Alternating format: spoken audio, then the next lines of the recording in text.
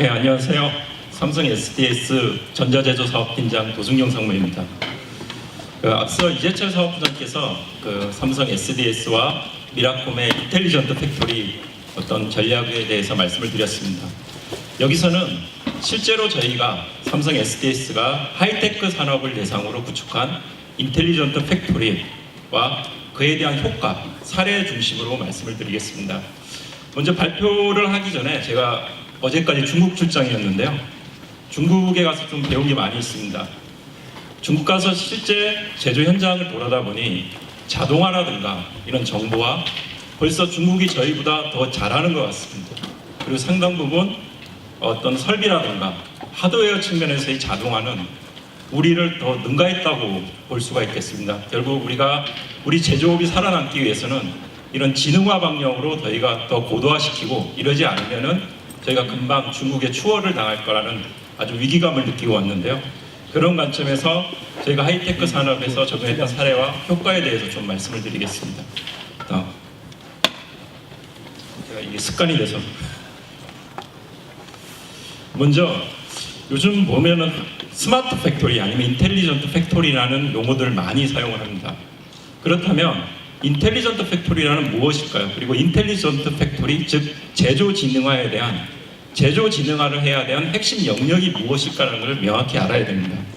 근데 이런 부분들은 저희가 전체의 제조업의 프로세스를 보면 무엇을 지능화해야 되는지, 무엇을 핵심 영역으로 삼아야 되는지 명확해지는데요. 특히 삼성 SDS, 미라콤이 집중하고 있는 제조 지능화 영역은 이 네 가지 영역으로 요약되어질 수 있습니다. 첫 번째는 설비, 두 번째는 공정, 검사, 자재물류, 이 네 가지 영역인데요. 왜냐하면 우리가 자동화를 넘어서 지능화한다는 것은 사람이 하는 일을 결국 지능을 가지고 설비가 하도록 하는 것입니다. 그런 관점에서 이런 사람의 지능을 부여할 수 있는 대상들이 결국은 설비이고 공정이고 검사고 자재물류 설비라는 거죠.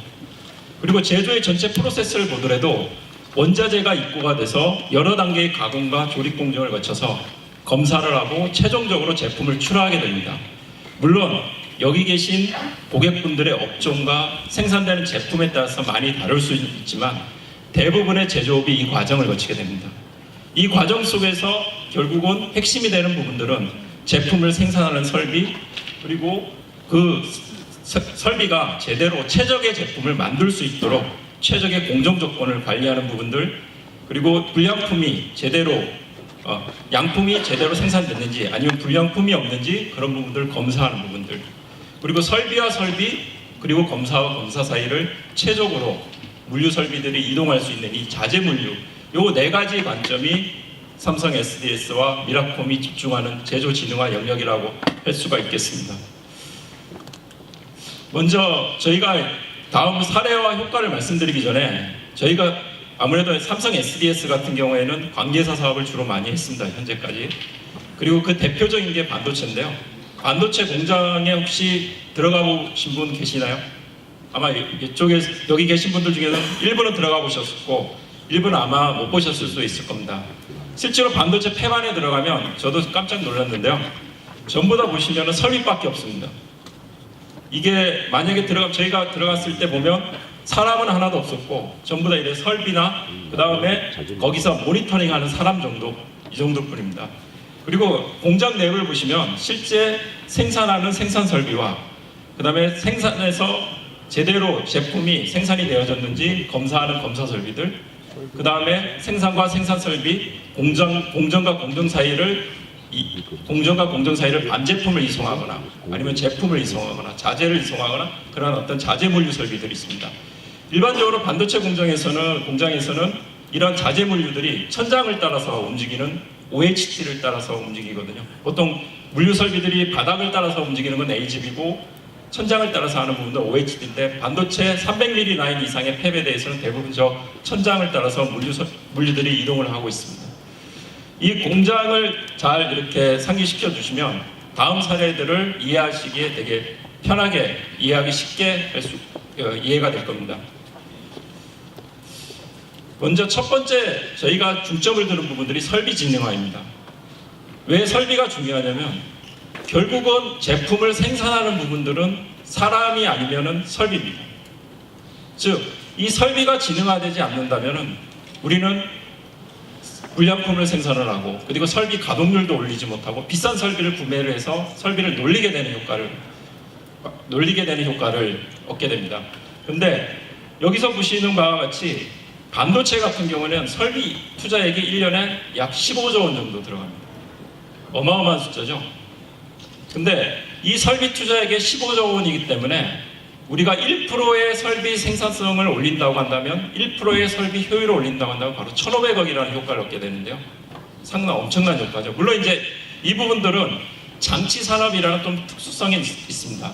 하지만 이 업종이 아무리 다르다고 하더라도 그 제품을 생산하는 주체는 이제 자동화를 넘어서 지능화를 가기 위해서는 설비가 그 역할을 담당을 하기 때문에 어느 업종이나 어느 제품을 만든다고 하더라도 설비는 여전히 앞으로 중요한 역할을 하게 될 것입니다. 근데 이 장치 산업에서 가장 큰 고질적인 문제가 바로 설비의 다운입니다. 비싼 설비를 샀는데 이 설비가 갑자기 돌발 다운, 죽게 됩니다. 그러면 반도체 같은 경우에는 비싼 설비 같은 경우는 한 2천억 정도 하고요. 보통 1,000억 정도 합니다. 그런 1,000억, 2천억 정도 되는 설비들을 사가지고 죽어서 제대로 가동도 못한다면 엄청난 손실이 오겠죠. 그래서 이런 부분들을 막기 위해서 요즘 한참 유행이 되고 있는 AI라는 부분들을, 특히 빅데이터, AI 이런 부분들을 많이 활용을 하고 있는데요. 반도체에서는 데이터가 어떤 특정 공정의 설비에서는 한 대당 250GB가 일별로 계속 쏟아지고 있습니다. 아까 이재철 사업부장께서 포토 설비가 3만 개 내지 4만 개의 센서 데이터가 올라온다고 했는데요. 포토 설비의 부품이 34만 개나 됩니다. 즉 인공위성보다 더 많은 부품을 가지고 있다고 보시면 되는데요. 그런 엄청난 설비에서 하루에 쏟아지는 데이터가 250GB. 그럼 저 데이터는 어떤 정보들을 가지고 있느냐? 설비가 운행을 했을 때 이 설비가 제대로 작동을 하는지, 아니면은 제대로 이게 작동을 하고 있지 않은지에 대한 정보들을 가지고 있습니다. 그런 관점에서 이 데이터들을 잘 분석하고, 그다음에 이 데이터에는 설비의 다운을 예측할 수 있는 실마리가 되는 정보들이 있습니다. 그런 정보들을 잘 데이터를 수집을 해서 AI 기법을 통해서 분석을 하면 설비가 언제 죽을지, 아니면 이상이 언제 생길지, 아니면 제대로 최적의 성능을 내고 있는지 이런 부분들을 잘 모니터링할 수가 있습니다. 그래서 이런 어떤 AI 기반의 설비의 다운을 예측하고 이상을 감지하는 모델들을 적용함으로써 고장 원인 분석 시간을 90% 이상 단축시킬 수 있었고, 그 다음에 설비 가동률을 향상시키는 효과를 얻을 수 있었습니다. 그 다음은 공정지능화인데요. 우리는 앞의 관점은 설비를 어떻게 최적으로 생산을 많이 시킬까의 관점으로 만든 겁니다. 근데 설비를 아무리 많이 최적으로 생산을 한들 불량품을 많이 생산하면 안 되지 않습니까? 그렇다면 그 공장은 문을 닫아야 되니까. 이 관점은 설비가 많이 제품을 많이 생산을 하되 그 공정을 최적화시켜서 양품을 많이 생산을 하게끔 하는 겁니다. 근데 그 이전에는 보면은 저희가 라인에서 제조 현장에서 보면은 이 공정 조건이라는 게 한창 맨 처음에 딱 세팅을 해놓으면 그대로 유지가 되면 좋겠지만 항상 설비가 시간이 지남으로써 현재의 설비 상태도 바뀌고 마모도에 따라서 설비가 가공하는 조건들도 조금씩 틀어지게 됩니다. 그래서 이 부분들은 설비가 제대로 최적의 상태를 유지할 수 있도록 공정 조건, 즉 SOP를 최적으로 유지할 수 있는 방법들을 사람이 세팅하는 것이 아니라 데이터의 상관관계, 그런 부분들을 통해서 미리 공정 조건을 예측하고 최적으로 제어하는 부분들입니다. 아마 이 부분들 여러분들 라면 끓여보시면 알 겁니다. 라면 끓여보실 때 맨 처음에 불을 세게 하고 라면을 맛있게 끓이기 위해서 또 불을 또 조정을 하시죠. 물의 양도. 그런 것처럼 다양한 제품들, 여러 설비의 사항들이 변함에 따라서 그 조건들을 AI나 이런 기법들을 통해서 최적으로 제어하는 부분들입니다. 실제로 이런 공정지능화를 통해서 공정 내의 품질을 30% 이상 향상시킬 수 있고요. 이 부분들은 여기 제조하시는 분들이시면 다 알아들 공정 산포를 30% 향상시켰다는 부분들입니다. 그리고 재작업률을 감소시키는 효과를 가져왔고요. 다음은 검사지능화인데요. 여러분들 요즘 딥러닝이라는 용어들 많이 들을 겁니다. 그 다음에 AI가 요즘 딥러닝이 하도다 보니까 AI가 딥러닝이라는, 어떻게 보면 딥러닝 이꼴 AI라는 이런 생각들 많이 하고 계신데요. 실제로 딥러닝이 제일 효과를 보는 부분들이 바로 이미지 분해입니다. 이 딥러닝이라는 게 항상 만능이 아니지만은 특히 이미지 분야에서 가장 큰 효과를 발휘하고 있습니다. 그래서 이 딥러닝을 이용해서 삼성 SDS도 하이테크 산업에 검사 진흥하는 부분들에 저희가 적용을 하고 있습니다. 이 딥러닝을 가만히 보시면은 먼저 우리가 검사를 하면 검사된 이미지가 올라옵니다. 그 검사된 이미지를 가지고 이게 불량이다 아니다를 분류를 사람이 하게 되는데요. 그렇게 하게 된다면 가장 중요한 문제점이 뭐냐면 어떤 숙련된 엔지니어는 오히려 딥러닝보다 더 좋은 결과를 발휘할 수도 있습니다. 하지만 대부분의 엔지니어들이 항상 숙련된 엔지니어만큼 그 성능을 발휘할 수는 없거든요. 그래서 딥러닝은 이러한 데이터를 학습을 시킴으로써 불량의 유형 패턴들을 자동으로 분류하고, 그리고 사람처럼 편차가 있는 것이 아니라 항상 일관성 있는 기술을 가지고 이런 불량의 이미지들을 분류를 합니다.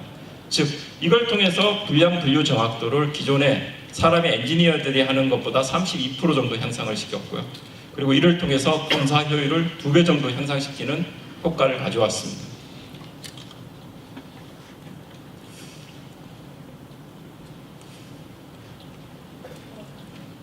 그 다음은 앞에 거는 주로 딥러닝에 의해서 이미지를 분류하는 데 중점을 뒀던 거예요. 즉 불량에 대한 이미지를 어떻게 빠르게 정확도 있게 분류하는 부분들입니다.